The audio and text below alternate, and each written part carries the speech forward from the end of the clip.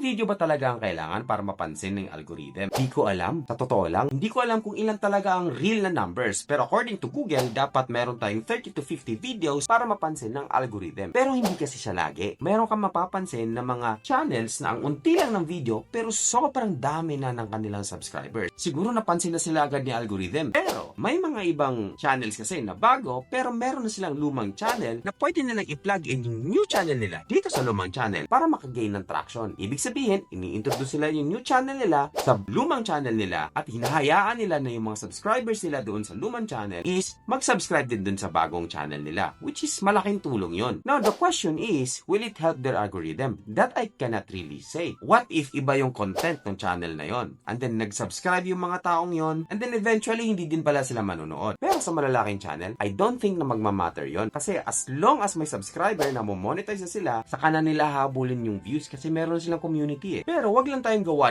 ng video na wala namang quality at walang value. Dapat may value pa rin sa lahat ng mga videos na ginagawa natin. Kasi wala ring silbi kung marami kang click-through rate o marami nakiklik ng videos mo dahil sa thumbnail mo na clickbait kung hindi naman nila panonoorin yung video mo kasi wala sila nakukuha. Or minsan naisip nila na parang walang sense. Pero the more the videos na meron tayo, mas maraming magagamit sa YouTube para i-test yung mga videos natin sa mas maraming audience at mas malawak na audience. At titingnan niya para merong data makuha sa YouTube at meron din tayong data sa analytics natin. Bigyan natin si YouTube ng something to work on. At ano yung mga yon? Videos. Kailangan natin mag-upload ng maraming video hanggat kaya natin para merong magamit si YouTube na ipupush niya sa mga audience. The more testing na gagawin si YouTube, mas maraming data, mas maraming analytics, mas maiintindihan natin kung anong dapat i-improve sa channel natin. Kasi maliit pa lang yung channel natin, hindi kagaya ng mga malalaking channel na plug-in lang sila ng plug-in ng mga bagong channel sila sa kanilang mas malaking channel at makakagain agad sila ng traction. At pag mayroon ng analytics, huwag mo din kalimutang i-evaluate yung mga videos mo kung ano yung mga dapat i-improve. Pero bago ang lahat, kailangan mo na may views tayo at meron tayong click-through rate. So paano ba natin may increase ang CTR natin? Kailangan natin na mas magandang title. Kaya dito tayo.